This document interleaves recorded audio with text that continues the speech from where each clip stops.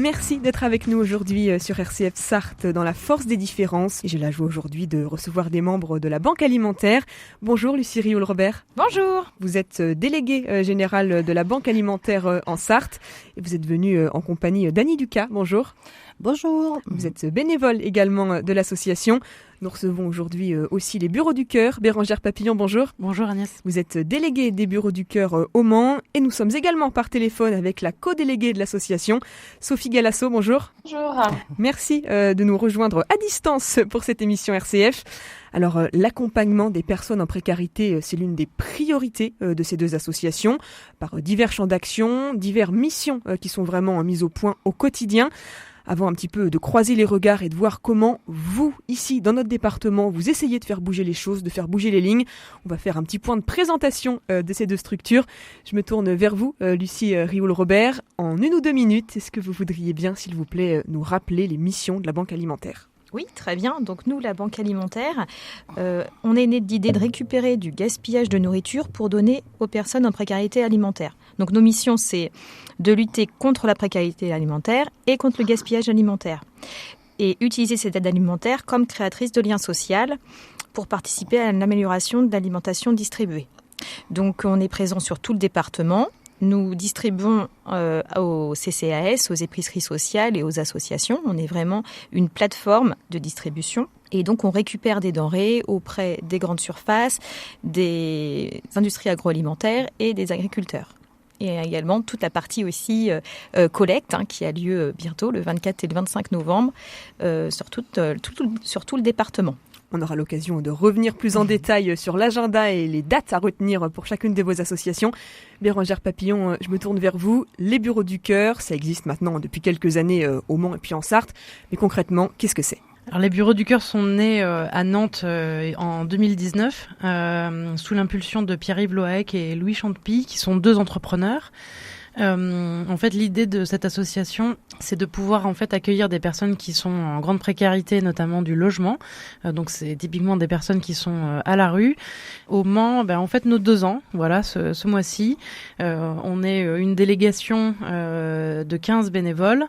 Et donc, notre mission quotidienne, c'est de pouvoir, en travaillant en collaboration avec les associations, les structures sociales, notamment Tarmac, le CCAS, Inalta, la Croix-Rouge et j'en passe, de pouvoir en fait accueillir au sein de bureaux d'entreprise des personnes qui sont donc à la rue. La majorité de ces personnes sont en situation aussi de précarité, notamment sur le plan de l'emploi. Donc voilà, un accompagnement qui se fait de concert avec les structures sociales.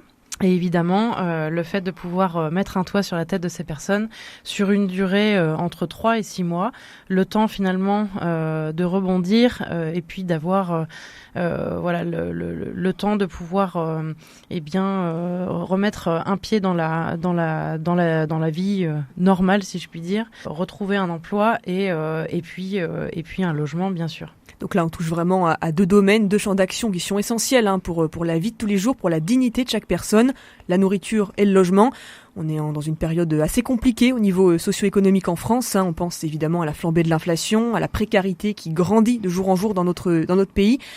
Vous, à la Banque Alimentaire, est-ce que vous auriez quelques chiffres à nous donner en termes d'évolution de l'aide que vous pouvez apporter ces derniers temps ?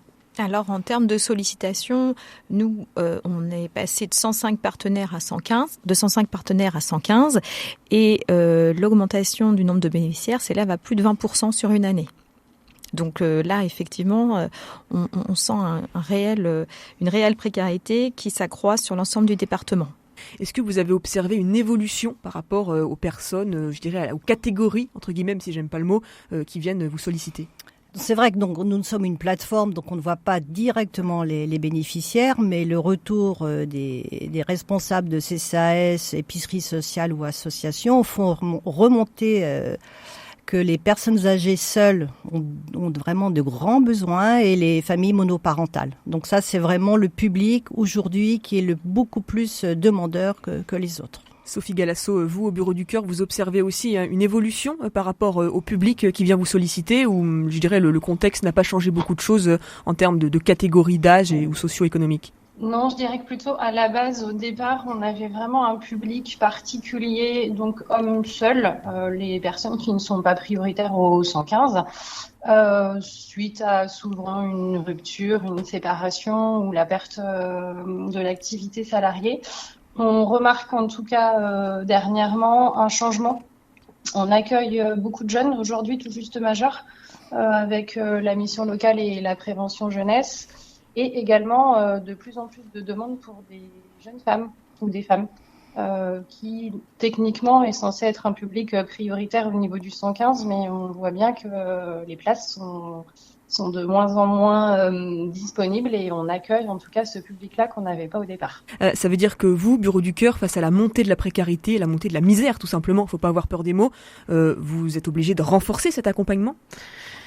En fait, on dit souvent que la précarité, notamment par rapport à l'accueil d'urgence, parce que nous, du coup, on est vraiment en lien avec les structures, en tous les cas, qui s'occupent de l'urgence. Nous, au départ, on n'est pas censé traiter l'urgence, sauf que en fait, on fait aussi en fonction de nos dispositifs de libre. Aujourd'hui, on a 15 entreprises au Mans et sur l'agglomération. On sait aussi que les délais pour trouver un logement s'allongent de plus en plus. Mais ça, c'est global, hein, c'est pas que sur la Sarthe, mais c'est particulièrement tendu sur le département. Donc finalement, on est tous un peu en flux tendu. À la fois, le secteur social est clairement en flux tendu sur toutes les demandes qui arrivent et la difficulté à gérer et à pouvoir répondre à la demande. Et nous qui sommes un dispositif parmi tant d'autres, hein, on n'est pas le seul dispositif, mais finalement on devient presque aussi hébergement d'urgence qu'un autre dispositif qui existe déjà. La montée de la misère, oui, et moi je pense que ça va pas s'arrêter là. Et effectivement, je pense que d'autres profils que l'on va pouvoir accueillir vont être des gens, la majorité des gens qu'on accueille, nous, c'est des gens qui travaillent, qui dorment dans leur voiture. Ou qui dorment dans des cages d'escalier. Ils sont parfois en CDD, en CDI, en intérim. Et ce sont des gens, oui, qui finalement n'arrivent pas à joindre les deux bouts et en fait ça devient effectivement extrêmement dramatique. À la Banque Alimentaire, je me tourne vers vous, soit Lucie, soit vous, Annie. Vous aussi, vous disiez, vous avez observé ce regain, ce flux en fait de demandes ces derniers mois. Vous n'êtes pas, vous, une structure d'aide d'urgence, c'est ce que vous expliquez, vous êtes une plateforme, vous êtes en lien avec différents partenaires, mais en termes d'accompagnement, concrètement, comment vous faites ? Alors, nous, en accompagnement, déjà, on a 115 partenaires et sur nos partenaires, on va avoir des CCAS qui prennent en charge de familles comme des associations ou des épiceries qui vont avoir 300 familles. Donc déjà, notre service, si on peut dire, il va différer d'une structure à une autre. Chacun va avoir ses attentes. Alors après, on a le tronc commun où on propose tout l'accompagnement sur l'hygiène puisque nos partenaires doivent mettre en place les mesures identiques à un restaurant ou à un magasin. Donc là, nous, on a un service qui accompagne nos structures partenaires pour veiller à ce que le système, les frigos soient nettoyés, que les températures soient à bonne hauteur. Enfin voilà, toutes ces petites choses, aussi les alertes alimentaires. Donc on a tout un système d'accompagnement et de formation aussi, de sensibilisation à ça, qui sont à destination des bénévoles des structures ou des salariés des structures. Donc là, sur le point, on va dire hygiène. Au niveau aussi d'un outil informatique, on met en place un outil informatique qui permet pour la structure de suivre ses stocks et également de pouvoir lui permettre le suivi aussi des passages de ses bénéficiaires, puisque généralement l'assistante sociale accorde un certain nombre de passages aux bénéficiaires et ça lui permet de veiller au fait qu'elle soit bien passée et de voir également les produits distribués pour éventuellement aussi l'accompagner. On a donc une formation aussi à destination de nos structures qui est l'accompagnement, qui s'appelle la formation à l'écoute, qui permet aux bénévoles de pouvoir adopter un accompagnement de bonne qualité et d'avoir l'attitude adaptée. Et ça, c'est vraiment une formation qu'on met à titre gracieux à nos partenaires. Les personnes qui souffrent de précarité, qui se trouvent dans des situations, des accidents de la vie compliqués, que ce soit perte de logement, difficulté à trouver des ressources ou des denrées alimentaires pour tout simplement survivre au quotidien. On sait que quand on est seul, quand on est isolé, c'est difficile de s'en sortir sans aide extérieure, sans aide humaine, sans avoir justement cet accompagnement, cette chaleur des personnes tout simplement qui vous soutiennent. Comment est-ce que vous faites pour avoir cette empathie, je dirais, cette juste distance, les justes mots pour les bénéficiaires? Alors donc la Banque alimentaire va, je dirais, mettre en place un programme qui s'appelle Bon geste et bonne assiette, et qui est justement là pour essayer d'accompagner les personnes en précarité autour d'ateliers dits cuisine, où les personnes seront là pour aider et puis valoriser des produits qui ne sont pas forcément où les personnes n'ont pas forcément l'habitude de les cuisiner. Donc, à travers ces ateliers cuisine, il y a vraiment du lien social qui va se créer entre eux pour pouvoir justement sortir de cet isolement qui est vraiment aujourd'hui malheureusement un point noir de ces personnes.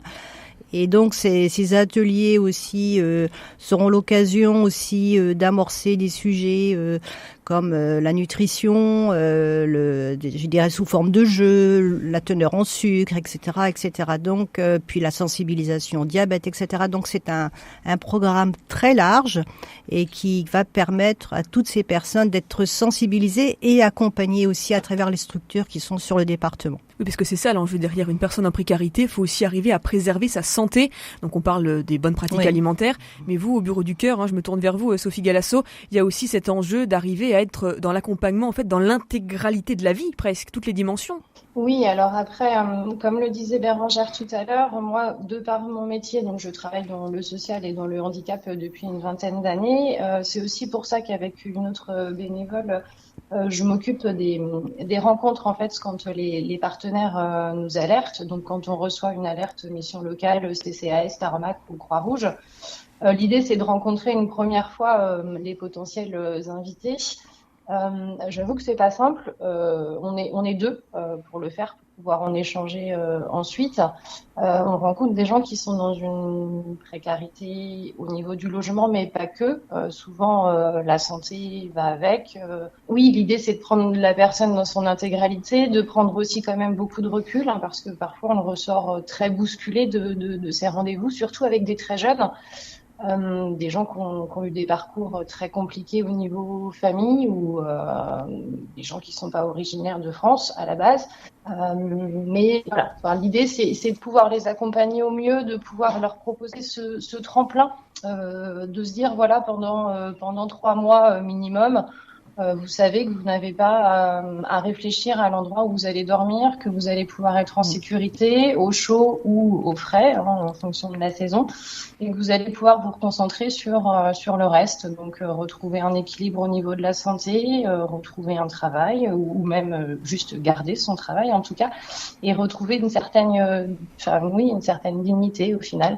Après, ça nous bouscule. Enfin, là, je sais pas si Bérangère est d'accord avec moi, mais je pense que si, on vit des parcours et des aventures humaines qui sont incroyables, des entreprises hôtes qui, je pense, ne mesuraient pas au départ ce que ça allait leur apporter, en tout cas au niveau joie et parfois des illusions aussi. Mais en tout cas, voilà, c'est une magnifique aventure avec un investissement humain qui est énorme. Sophie Galasso, là, je rebondis sur ce que vous venez de dire. Vous dites des rencontres qui bousculent. Ça aussi, à la Banque alimentaire, c'est quelque chose qui vous touche et qui vraiment auquel vous êtes confrontés, vous, de par votre mission. Alors nous, par rapport aux partenaires, les épiceries sociales rencontrent l'ensemble des bénéficiaires et définissent une fréquence de rendez-vous. Alors ça peut concerner énormément de sujets. Ça peut être aussi bien la gestion du budget, l'accompagnement administratif, l'accompagnement pour trouver un emploi ou l'accompagnement pour procéder à un projet. Enfin, c'est très très vaste. L'idée, même ces rendez-vous donc qui sont formalisés, mais il y a aussi plein de choses informelles qui permettent aux personnes de se sentir à l'aise dans un environnement aussi de respecter le fait qu'il n'y ait pas des files d'attente au moment du passage du bénéficiaire, et de permettre un accès privilégié pour qu'ils puissent échanger. Donc ça passe par un petit accueil avec un café, prendre vraiment des nouvelles de la personne, et du fait de cette fréquence de relation, de rendez-vous, aussi bien en informel qu'en formel, il y a vraiment quelque chose qui se passe, et une relation de confiance qui s'instaure. La confiance, c'est un peu le maître mot en fait, tout simplement, que ce soit pour vous les bureaux du cœur ou pour vous la banque alimentaire. Ça, au-delà, je dirais, de la situation financière, économique de la personne que vous accompagnez, c'est vraiment l'un des enjeux en fait. Oui, c'est la confiance, bien entendu, et puis le fait de ne pas être jugeant, le fait d'être réceptif, d'entendre les parcours de vie de chacun, de les accompagner au mieux, et se dire notre idée, c'est l'épicerie, elle est là normalement pour être sur un temps donné, 6 mois, 1 an, en se disant c'est un tremplin pour lui permettre d'un accompagnement privilégié, pour permettre à cette personne-là d'après de revenir, si on peut dire, dans un système normal. Et le fait de passer par cette épicerie, ils peuvent choisir leurs produits, ils peuvent... en fait, les épiceries, elles sont organisées comme un petit magasin, donc c'est aussi laisser le choix aux gens. Donc c'est aussi valorisant pour la personne qui peut se permettre de se dire si elle préfère telle ou telle chose. Il n'y a pas d'une obligation, entre guillemets, de prendre un colis. Alors je dis pas que les colis, ça fonctionne pas, c'est pas du tout l'idée, mais ça va plus loin dans cette démarche d'accompagnement de la personne, de l'écoute, d'adaptation. Après, tout en étant vigilant sur les programmes Bon Geste, Bon Assiette dont on a pu parler, les ateliers de cuisine qui ont pu être mis en place. Et il y a même des structures qui mettent plein d'autres choses, des jardins partagés, qui mettent en place les compétences d'une ou d'une autre bénéficiaire, qui peut valoriser aussi des choses. Il y a pu avoir des salons de coiffure, du vernis. C'est aussi que la personne puisse un peu lâcher prise et qu'il y ait vraiment une relation privilégiée qui s'instaure. Une relation privilégiée avec à chaque fois dans l'idée d'aider à rebondir.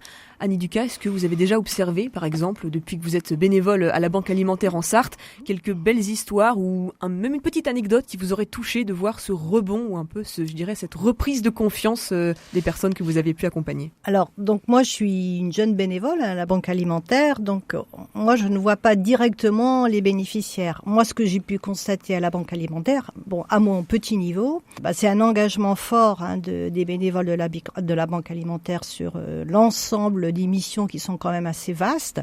Et ce qui a beaucoup changé aussi dernièrement au sein de la Banque Alimentaire, c'est qu'on essaie quand même d'apporter de plus en plus des produits frais, de qualité auprès des bénéficiaires, pour que justement qu'ils puissent avoir des légumes de saison ou des fruits de saison. Et on est en train de développer tout cela donc avec Lucie et l'ensemble des personnes de la Banque Alimentaire. Il y a vraiment un virage aujourd'hui qui est pris par la Banque Alimentaire, où on est plus maintenant avec des options d'achat qui n'existaient pas auparavant, pour redonner vraiment aux personnes démunies une alimentation qui soit le plus équilibrée possible. Bérangère Papillon ou vous, Sophie Galasso, est-ce que au Bureau du Cœur, vous pourriez nous partager une belle réussite, un rebond, comme on le disait tout à l'heure, ou une anecdote de quelqu'un au parcours de vie compliqué, qui a bossé, qui a su, grâce à vos actions, rebondir justement? Des belles histoires, il y en a à chaque sortie positive.